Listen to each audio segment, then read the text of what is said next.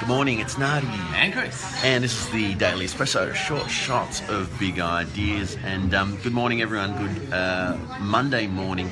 And we hope you had a very refreshing and awesome weekend. And keeping warm. And yeah. Well, in Melbourne here, it looks nice and bright behind us, but it's I've had to pull the scarf out because it's a little bit chilly. I saw something that just completely shocked me. Where are we, Nutty? Where are we today? Oh yeah, well we better talk about. We better say. Did I even say the Daily Espresso short shots are big ideas? I think you said that. I think I did. That party. So I'm just, look, forgive me because I just really want to rush into this topic. Short Straw in Cafe in Hawthorn. Big shout out to them. Big shout out to Short Straw. Big new cafe that's opened up in Hawthorn. So get that plug in. Yeah, it's good. It's off just off Glenferrie Road and a bit of a sleeper, but when you do get in here, it's really cool. Like, it's hip, it's funky. You enjoy your table with some succulents. Nice little touch, and the coffee's good. So, as I was saying, I really wanted to. I was, just raring to go because I saw something that just absolutely shocked me last night. I was watching the Formula One Monaco Grand Prix. Chris, I don't think you were watching it. I think you were I probably would have been tucked up in bed, ready for your morning training session. But watch the Monaco Grand Prix to be just completely shocked at what happened with the Red Bull Racing team and how, unfortunately, we refer to it as a team. And if you look at the main person, the representative of that team was Daniel Ricciardo, who was leading the Monaco Grand Prix. So if anyone is not into motor racing or Formula One racing, the Monaco Grand Prix is probably the most representative race of the entire racing calendar of the Formula One. It's absolutely fantastic. It's a lifelong dream of mine to actually get out there and watch it one day. And what happened was Daniel Ricciardo was winning the race, and he was almost Australian Daniel Ricciardo. Yeah, he's doing really well. Winning the race, but then gets called in by his team, whom he listens and trusts and has faith in, for a pit stop. He goes into pit, but they weren't ready for him. I just didn't understand it at all. Didn't get it. So we lost seconds. He went in first place, he went out in second place, and eventually lost the race. That's it. So he's what we consider a winning team, ended up being a losing team in the end, and the entire team lost. And he made that extremely public after the race. And that kind of really angered me because, as Aussies, we really get behind Dan. But someone that likes the Red Bull Racing team or someone just likes Formula One, and we know that it's such a sport that's just backed by so much money and so much systemization, and literally they measure nanoseconds and tenths of seconds and stuff like that. And something that probably should have taken 5 seconds, took about 13 seconds, is what ultimately cost him the race. And that really shocked me. And it was basically the created a great topic or decision for me for a topic today. And I really want to ask you guys, and I think you should need to ask yourself every day when you get out of bed and you look in the mirror and say, do I have a winning team? Am I part of a winning team?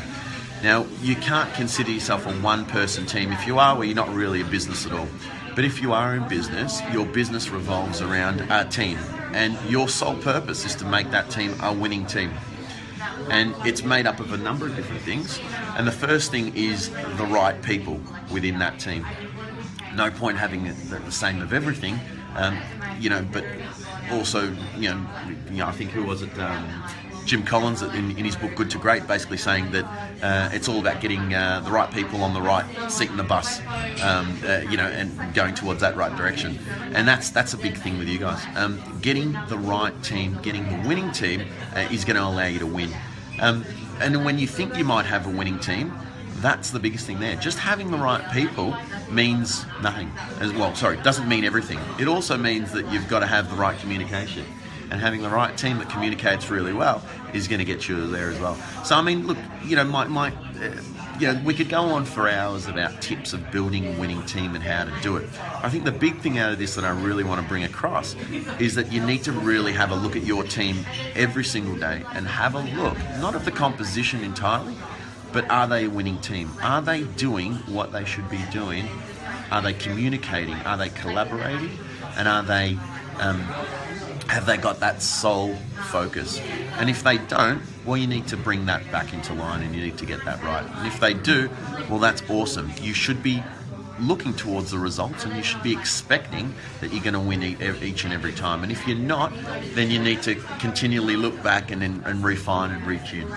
So that was the biggest takeaway I got. It's just so hard to comprehend how a winning team can lose, when it's just simply due to a complete communication breakdown and team error, which we saw last night in the Monaco Grand Prix. Chris, you've always got good stuff to add. Yeah, look, I think the last little thing just to add, guys, is team's all about leadership too. And at the end of the day, if the team's not working, you've got to ask yourself the question as a leader, as a business owner, what am I not doing right? What can I do better?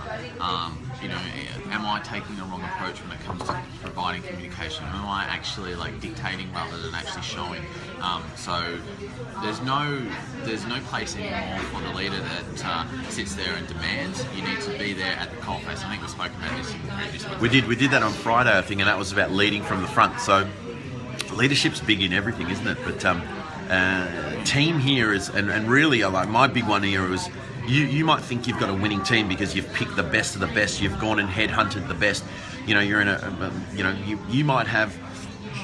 you might have the best barista in your cafe, but if the right orders aren't going out on the right timing, he's going to be making it, or she's going to be making the wrong coffee and costing your customers and future business and existing business, and costing your business through just inefficiencies. So that's a big one there.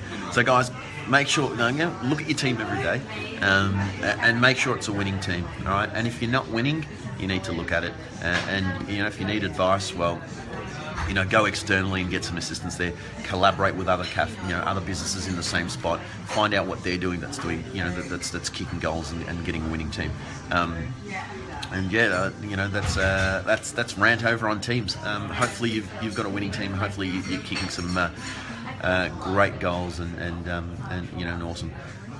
Guys, this is the Daily Espresso, short shots of big ideas. Happy Monday. Have a fantastic week. We'll catch up with everyone tomorrow, almost same time, and with some awesome cafes to come this week. I'm Nardi. That's Chris. It's the Daily Espresso, short shots of big ideas. Have a great day. Cheers.